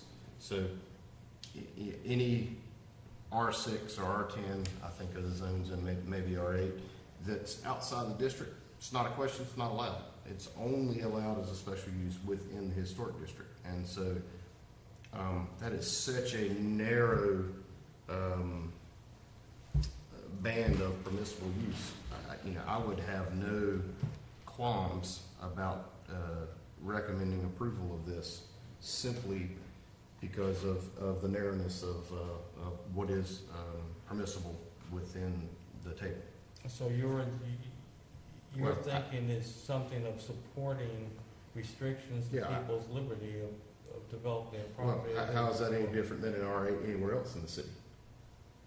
And that's my question. I don't disagree with what you're saying, but it's no different than an R8 anywhere else in the city.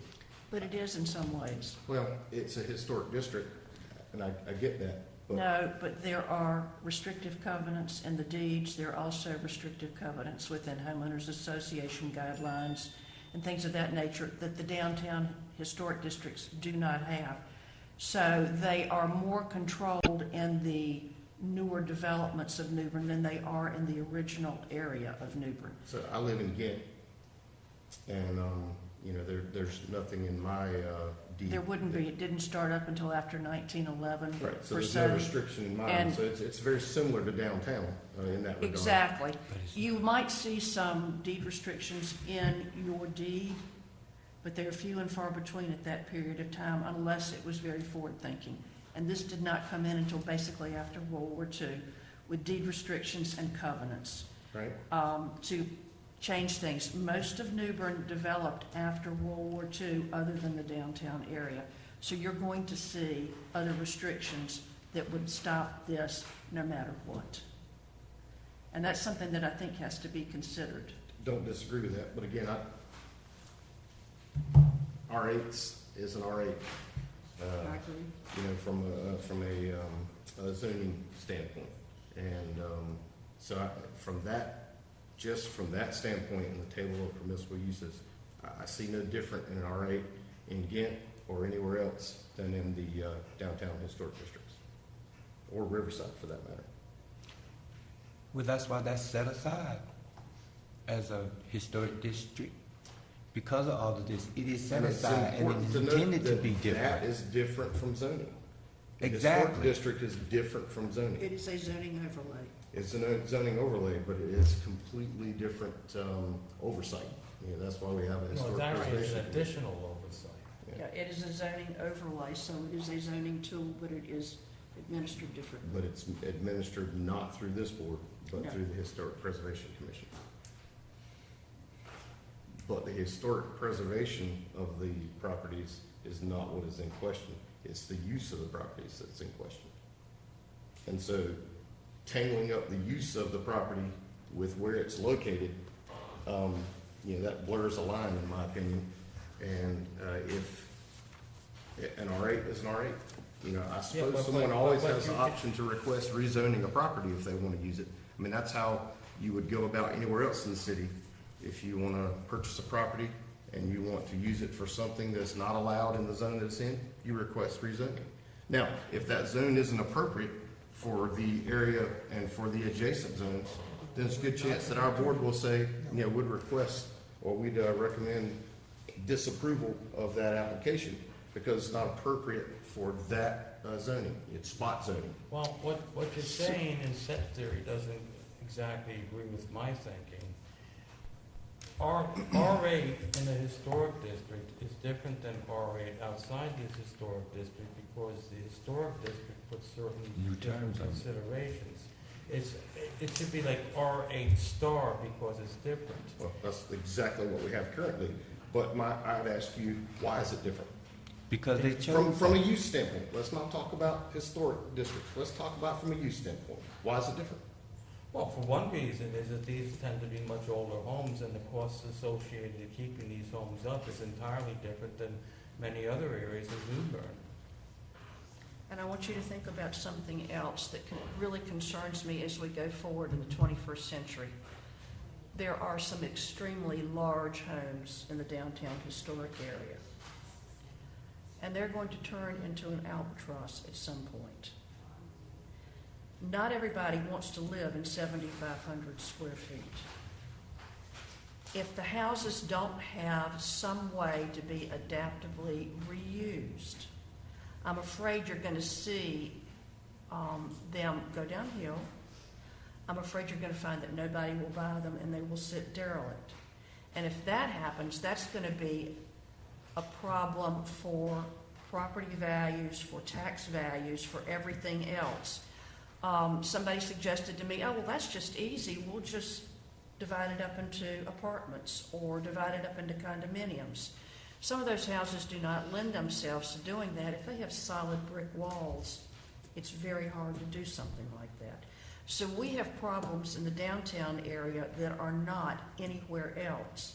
And I really am concerned that if we don't solve the problem at some point and come to an agreement where not everybody is happy, but we have met somewhere in the middle and tried to find an adaptive reuse for these bigger houses and a way to keep the downtown area residential per se, I think we're doing a great disservice to New Bern because in the long run, it's going to hurt us. It's sort of like a festering scab. If we don't take care of it, if we put a dirty Band-Aid on it, it's only going to get worse. And I look at some of this as just putting a dirty Band-Aid on it. We're trying to find a quick fix to a problem that needs to be addressed. Okay, I guess, that story of properties going downhill, things ebb and flow, but that's a little bit contrary to how we have such a nice historic district, and that is by folks coming in, buying these properties and restoring them. So, one way or the other, it has an ebb and flow, and that happens from time to time. A house goes downhill, somebody comes in, and they restore it. Again, that's completely separate from use, in my opinion. Whether the use is a means to an end to helping somebody restore that, I'm not sure that's something that we ought to be considering. But a dilapidated property in a historic district has nothing to do necessarily with the use of that property in a historic district. Two separate things. It can be dilapidated regardless of its use. Oh, that's true. It can be a grand structure regardless of its use. This is all about the uses that are allowed. And again, in my opinion, this is a very narrow band of permissible uses in 3 residential zones only in the historic district. Yeah, so what you're saying is that for this board, the impact, regardless of which way this goes, is going to be relatively low impact. But we have to also consider maintaining the vitality. This board is responsible for the harmony, the progress, the economic stability of our city as well. And we visited a much bigger issue with the redevelopment of the 5 Points, developing the boundaries for that. Whatever we can do to promote the health and the economic prosperity of this community, deep down is inherently our responsibility as a member of the zoning board.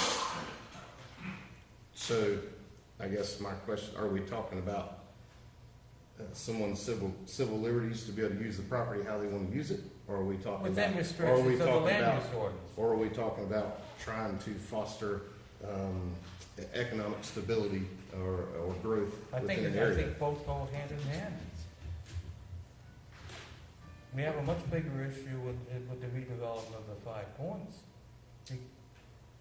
Let me ask you a question, Jeff. So let's talk about enforcement for a minute. Let's just let me ask this question. So in our packet, there were some exhibits, and these were letters that were sent by the zoning enforcement officer to what was stated in here as illegal bed and breakfasts. So my question is, beyond that letter, what is the next recourse for the city when an illegal use has been identified for property?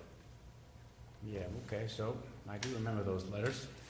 Really got us to where we are today, and right, and understanding where we're at, and it's not a really good place to be. Sure. But it's essentially a zoning violation, right, is what it is. So if we find that they are not in compliance with our zoning regulations, and to really figure that out, you have to go into the definition of what family is in our code, and go in and dive into utility bills, and see if doors have individual locks on them, to see if they're renting out more than one room. And from that point, you send a violation letter, and if they don't come into compliance, it's, they get fined up to a point of, after on the 91st day, they start accruing fines on a prorated rate of $2,000 a month. And those are added to taxes. And those are at the end of at some point, we get a big bill, like essentially how we ended up with the Days Hotel. And the bill kind of surpasses the value of the property at some point, and the city attorney calls it in, and it goes on to the taxes. And a house that's worth $50,000 has a $170,000 tax bill that's not paid, and it's a very ugly, vicious thing we have to go through. Yeah, not a pretty process. No. So then my next question is, whether we make this change or not to the ordinance, that enforcement process remains the same.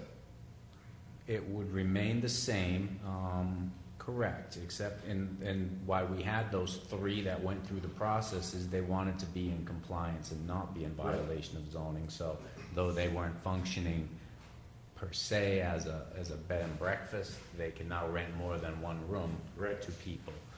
So you know, we're in the kind of same spot. Sure. Yeah. And if this were to be adopted, the changes were to be adopted, what are the ramifications for the current holders of the special use permits for their properties? They would be they would be fine. They would be vested. essentially. Grandfather, yeah, correct. They would be actually a conforming use. Their special use permit is essentially a zoning permit, so they could conduct their business in compliance with their special use permit until they wanted to change. And the gentleman who has his pending application? Pending application is just that. In order for that 501 Metcalf to get his bed and breakfast approved through the special use permit, his special use permit will need to be granted before any changes to the ordinance. So it's a race. There is no vesting process in this land development permitting process. You have to have your permit in hand, and on that day you are vested. If anything changes before that, you are not vested. You're out of luck. So, a person who has a bed and breakfast, they sell the house, it loses goes with the property, stays with the property. Yes, sir.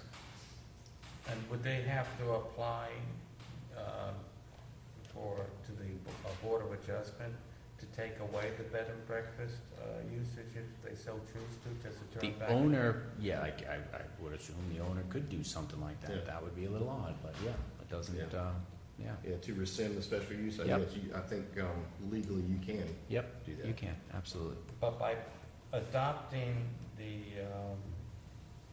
item C, approving that would bar any future bed and breakfast in the historic district In those colored areas right there, yes, sir. What happened if one of that bed and breakfasts was destroyed by fire or a flood? They'd be able to, if they had a valid permit, then They they'd be would be fine. able to rebuild. It's not for the structure, it's for the property. Yeah. Now, if they had a permit for 3 bedrooms and they wanted to do 8, they wouldn't be able to do that. Right. They have to stick with what they got. Or they could go to 2, or something like that.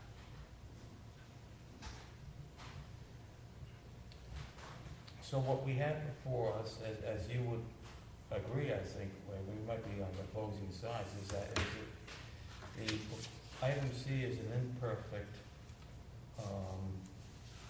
resolution, which changes the land use ordinance, because the definitions are outmoded. Hasty, perhaps. And if we submit a recommendation to the board saying that we reject this, as written, this recommendation, until we have better definitions from the guidance of the Aldermen as to what should be a permitted bed and breakfast. How would you work? If I may, if we recommend disapproval because we don't have information, it goes to the Board of Aldermen for action, and they can go either way. Right. They can send it back, but there's a good chance they're gonna act one way or the other. Right. If we want to study this more and have, sit down with the Aldermen and with staff, the option, in my opinion, the correct way to do that is by tabling it or by requesting that the Board of Aldermen grant us additional time to study the issue with staff. I mean, can't have it both ways. You can't disapprove it. Once you disapprove it, that action then goes as a recommendation to the Board of Aldermen. They're going to act one way or the other, more than likely. You have to, as Jeff has said, we would have to, as a board, request that the Board of Aldermen grant us additional time to study the issue before we make a recommendation. There's a good chance the Board of Aldermen is going to say, how much time do you need? And would like a deadline, and so we need to be prepared to answer that question, in my opinion. So again, it's how much time do we need? What are we trying to understand? That's up to Jeff. Well, When did the Aldermen? I think it's up to our board, but it needs to be part of the motion. Is that correct, Jeff? Or should be? Yeah, you can make a motion to deny or approve, and in that motion request additional time, Yeah. you can do, I mean, Leave it to open. approve it and request additional time to study would be a little odd, right? But you Yeah. could make a motion to deny When with did- When did the a, Aldermen meet again, next Tuesday? Tuesday after that, right? When? 8th sounds right. I think I signed a lot of papers with that. 25th, something like that. At the end of the month? Wait a minute. Second and fourth Tuesday of the month, whatever the Yeah. second Right. The Tuesday. fourth Tuesday, Second and fourth Tuesday, twice. yeah, Mhm. twice So a it's week month. from today. So they will meet, Next week. First Second. Tuesday, second- they'll meet the 8th, they'll meet next Yeah, week. this item is on their 22nd agenda. For the Board of Aldermen to take action. It's on the 22nd? Yes. So is it possible that we can meet a special session to meet and vote on this before that? It's possible. I'm not understanding what we're trying to accomplish in this. One of the things that we have to 3-week period. consider is whether or not we're getting to the Aldermen Information. in the amount of time they need to work this out. Maybe if we meet again in a week or two, we get information and meet before they have this on their agenda, we can give them a recommendation. Well, I'm of the opinion we probably shouldn't. I mean, that's rushing just as much as some of us think we may be rushing tonight. If we're going to table it, we table it. Yeah. And it comes off the agenda for the Board of Aldermen, and then when we're in a position where we're ready to deal with it, we tell staff it goes back on our agenda. We have another public hearing, we deal with it, one way or the other, or however, it goes back to the Board of Aldermen, goes back on their agenda at a later date. I wouldn't try to force all this into the next 3 weeks. I guess because I'm looking at my objection or another, my question would be a very simple answer. I'm just trying to find out from the Alderman how this came about in the first place. I'm guessing it was a constituent complaint. Well, It exactly. is a I mean, constituent complaint. It is constituent. Okay, so, I think that we need more time than just saying, okay, this is a possibility and we, would like your recommendation. I have no idea what I would recommend.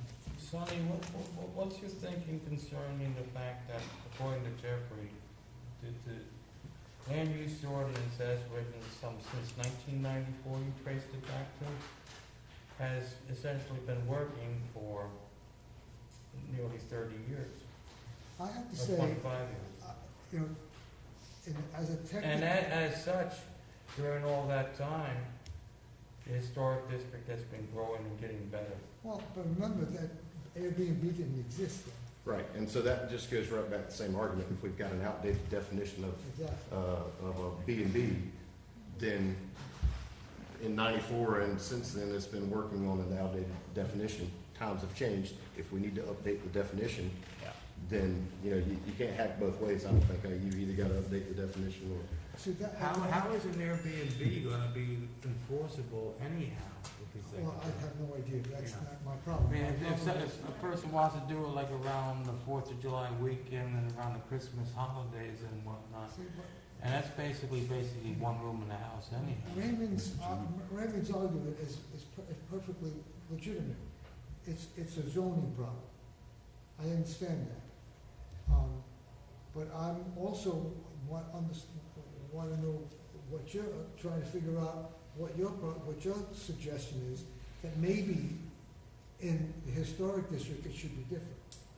For many reasons, not the least of which is that it's expensive to live there and keep the house up. Yeah, but there are much older homes which have hundreds of years of possible termite infestations. We know it has large portions of it has been flooded by the recent Florence hurricane. There's also issues of if they have to do certain kind of remediations there with lead paint. Anything they do in a historic home has to be tested for environmental things too, as you know. Any house built before. They want you to use the mic because they want to be a part of hearing. Well, here's my problem. I think it's certainly easy to say, well, it's a zoning problem. And everybody else that's zoned that, that zoning districts, every place else in the city, you can't have a B&B. I understand Sonny, if that. we don't address this now, we're just gonna have to deal with it 10 years from now.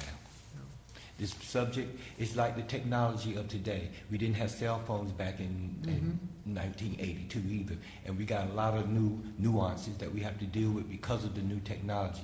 This air and bed and stuff, this is new for us, and I'm with the other guys here. We got to catch up that information that we're talking about, make sure we're speaking on the type of housing or rooming that we're talking about, make sure we have that clear. Because if we don't, we're still going to have to come right back to this again because we have not identified the subject matter clearly. And we need to do that, or we're going to be visiting this again anyhow. So we can put the time in today of 3 minutes, or we can back it up another 10 years from now and have to do it 6 minutes. Well, I don't know about 10 years, but I agree that We got to have a clear course before we make a decision, guys. We don't know what we're talking about. Do you have any comments, Jeffrey? Yeah, thank you, Mr. Chair. We're having a great conversation, and these are exactly the issues that come up when people start talking about what this is, but I want to remind the board that we have a very narrow decision to make today, okay? And that decision is whether to remove the little asterisks in the table of use that allow a bed and breakfast to be in the historic districts in those 3 zoning districts with a special use permit. And that's it. We're not talking about Airbnbs. We're not talking about short-term rentals. These are huge issues that have a lot of research and a lot of there's a lot of data out there. There's a lot of things to read. There's a lot of people in this audience that know a lot about it that we could pull from and get their knowledge from. But today, right now, that is what the Board of Aldermen have asked you to do. So I just implore you to try to keep a very narrow focus on that question posed to you, and if you want to delve into the other issues, that is a separate one. But we're talking about one thing right now, and the conversation has spun off like it naturally does when you're in these conversations into the impacts of short-term rentals and Airbnbs and all those other things. So I just want to, before we get too far off and trying to solve all the world's problems in 15 minutes, we still have one question that the Board of Aldermen have asked you to answer, or at least make a recommendation to them on. And if you want to do more, that's a totally separate motion that you all can make.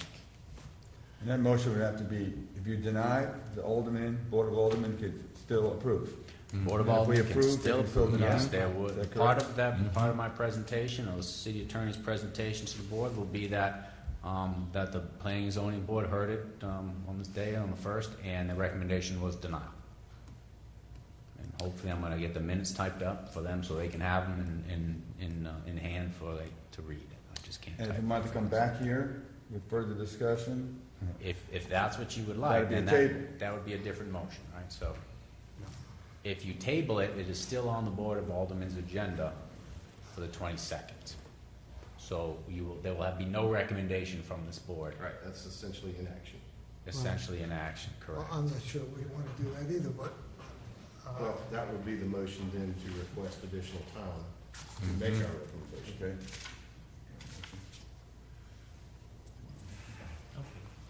At this point, with the interjection of all thoughts from all parties, including the planning and zoning department, as well as I've heard discussions, pro and con, from all members of the board, and I thank everybody for their participation. I am ready to entertain a motion to approve item C as outlined in the agenda. All those we are ready to entertain a motion to approve the change in the land ordinance to basically deny bed and breakfast in the proposed areas. I'm a little lost on that. Okay. Well, You're not looking for Someone have a motion? yeah, I guess that's really, you're requesting a motion one way or the other. So I'd like to make a motion that we recommend approval of this ordinance edit to the Board of Aldermen. Is there a second? At this point, I would like to hear a motion to deny, to recommend that the Board of Aldermen deny adoption of this resolution, which would essentially keep the language in the land use ordinance the same as it is now. Do I have a motion to deny the changes to the land use ordinance? I make the motion to deny changing it. I second it. Okay, at this point, we will have a vote. All those in favor to deny the changes in the land use ordinance say aye. Aye. All those against say nay. Nay. Anyone that wishes to abstain, just say they abstain. I abstain. We have 3 for, 1 abstention, and 1 in favor, so the motion carries. Now for the next is public comments, and I was very happy that Jeff Ruggieri sent me the rules for the Board of Aldermen, where they discuss electronic communication to the board when a quorum is needed. I would like to see recommendations from the staff board for language to include that for the our own board here, as we have instances where we have members who have missed, who are not able to obtain the meetings. So I can clarify a little bit. What the chair's requesting is essentially that the Planning and Zoning Board create and formulate its own rules and policies and procedures. The Board of Aldermen went through this exercise about 2017 or so.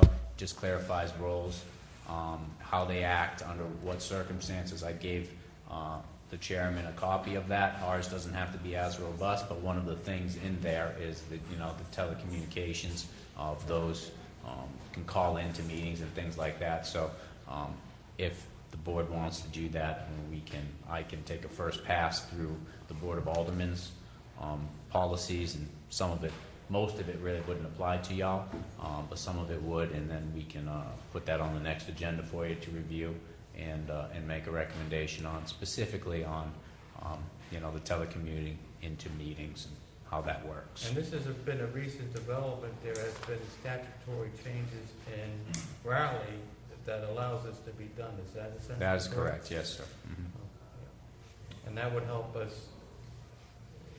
in times where the attendance is lower to adopt. Well, sure, or if someone just wants to be in the meeting, but they cannot, they can teleconference in. Sure. And I, on the honest, kind of support this because we can get through some of these important decisions. It would have been terrible if the Craven development was put off again, because there is a need of housing for New Bern, especially out of Florence. And it was nice that I was able to teleconference in. Yes. Okay. And we just want to make sure that the technology is there, that it's harmonic, and there is very good language, and I requested that they send this to all members.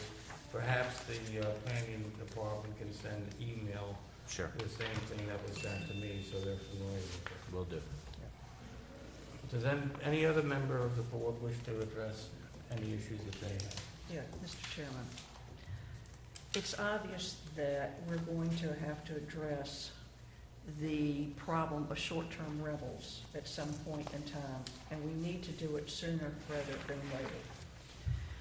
So I would like to see if we couldn't set up some type of study, see if we can understand things better, and maybe come to some recommendations that might help guide both the Board of Aldermen and planning staff. So I would like to see us form a study group to work on this. I think it's important that we do it, and I think it's important that we do it so that we are sensitive to all sides. I don't have a problem with that. The only problem is a logistical problem, because your staff is still short-handed still. There we go. And we already have a committee that's been put on hold for community impacts statements for developments. And while I do support your idea, when do you think we could form a committee to discuss that? Well, yeah, I mean, it can be a subcommittee of the planning and zoning board, and we can provide staff support and move forward. But logistically, you're not prepared still? I think we can handle it. These are things that are, I mean, we're gathering information, we're learning. Right, information gathering, that's the key at this point. We're not making policy at this point in time. We can get together, understand the issue, absolutely fine, there's plenty out there. Now, how many members are we limited to for this ad hoc committee to make a study? 6 would be a quorum, so I'll stay away from 6. Okay, so. 5 or less. 5 or less, yeah. So, interesting. Those are the rules. I'll be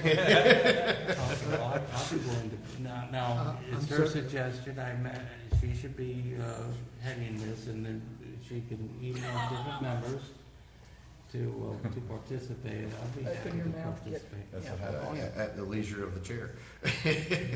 But it's important that it be done.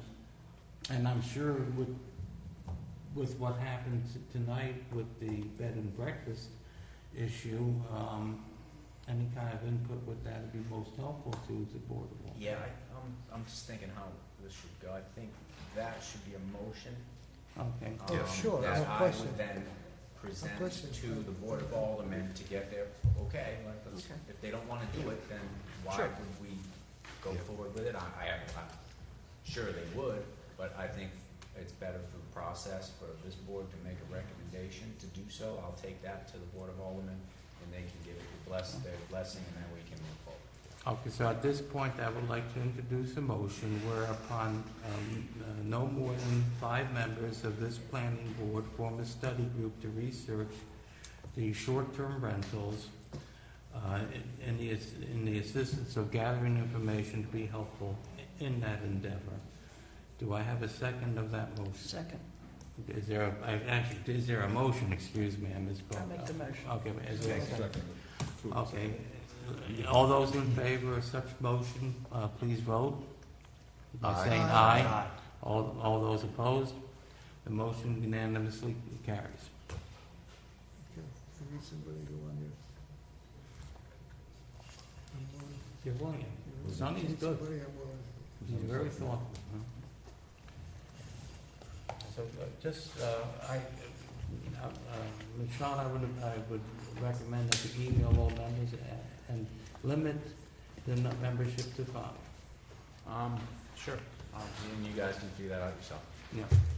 And then coordinate it with Jeff and Nadia. I'm sure that We should have a point person from the board to be essentially the chair of the subcommittee also. and that'd be Michelle? Okay. I have nothing. okay. At this point, the meeting seems to be concluded. I would like to entertain a motion to close this meeting. I move that we adjourn. Second. All of those in favor say aye. Aye. The meeting is over. Thank you.